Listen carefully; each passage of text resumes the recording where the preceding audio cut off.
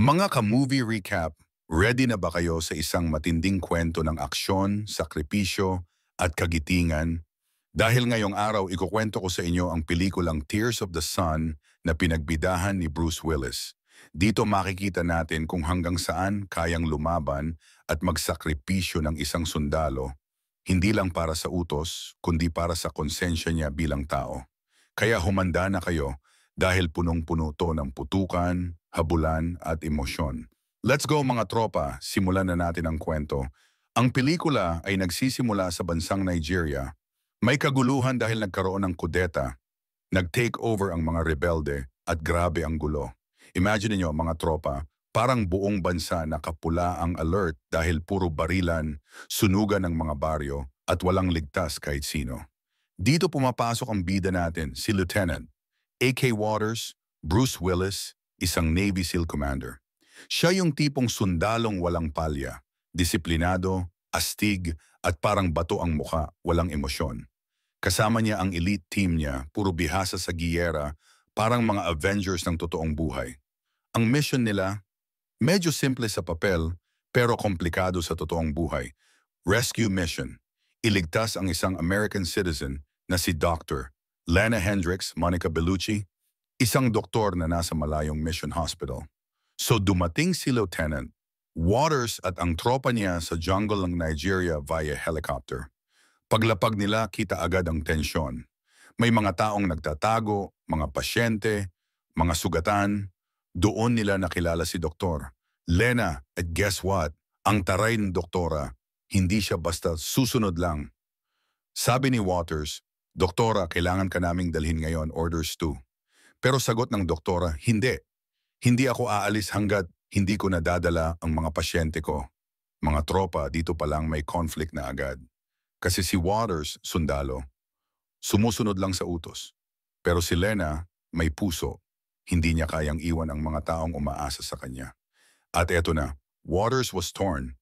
Kasi ang malinaw na utos, doktor lang ang iligtas. Pero kung titignan mo yung sitwasyon, ang daming refugees na walang laban.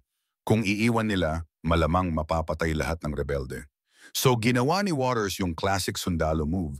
Pinaalis niya yung helicopter kasama ang mga pasyente. Pero secretly, nilakad niya ang mga refugees sa gubat.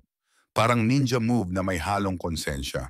Mga tropa, eto yung isa sa pinakamahabang parte ng pelikula. Yung paglalakad nila sa gubat kasama ang mga refugee.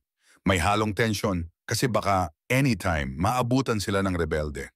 May drama kasi makikita mo yung hirap ng mga taong walang kasalanan.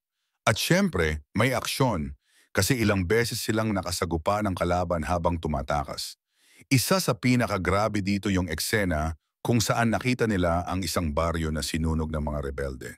Mga tao pinatay, babae ginahasa. Grabe yung brutality. Parang sinampal ang konsensya ni Waters at ang team. Hindi na lang ito simpleng mission. Naging personal na laban na ito para sa kanila. Habang tumatakas sila, unti-unti ring nagiging buo ang desisyon ni Waters. Hindi niya kayang iwan ang mga refugee. At dito rin lumabas ang heroism ng buong Navy SEAL team. Kahit alam nilang nilalabag nila ang utos, pinili pa rin nilang tulungan ang mga inosente. Pero syempre, may kapalit. May mga sundalo sa team na sugatan. May ilang muntik mamatay. At higit sa lahat, dala nila ang bigat ng responsibilidad. Paano kung hindi nila matapos ang misyon? At ayun na nga, dumating sa punto na naabutan sila ng rebel forces. Mga tropa, grabe yung bakbakan, putukan sa gubat, granada, helicopter support, parang all-out war. Isa-isa ring may nasasaktan sa team. Pinaka-heartbreaking yung mga moment na may sundalong nagsasakripisyo para lang makatawid ang mga refugee. Hindi ko na i-spoil lahat ng eksena para kung gusto niyong panoorin ramdam pa rin. Pero tandaan niyo to, madugo, mabigat pero makatao. Sa huli nakarating din sila sa extraction point. Dumating ang US forces at naligtas si Dr. Lena at ang mga refugee. Pero mga tropa, hindi ito happy ending na parang fairy tale. Kasi may mga nawalang sundalo, may sugat sa katawan at higit sa lahat, may sugat sa puso.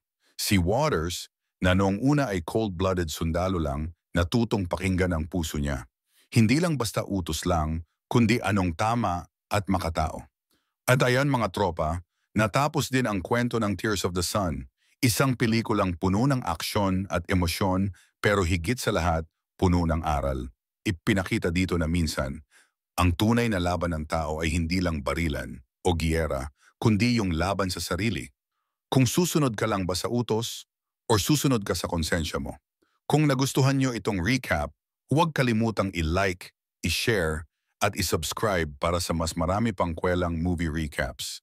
Comment din kayo kung anong susunod na pelikula ang gusto nyo i-feature natin. Maraming salamat mga ka-movie recap. At tandaan, sa bawat digmaan may mga luha ng kagitingan. Peace out!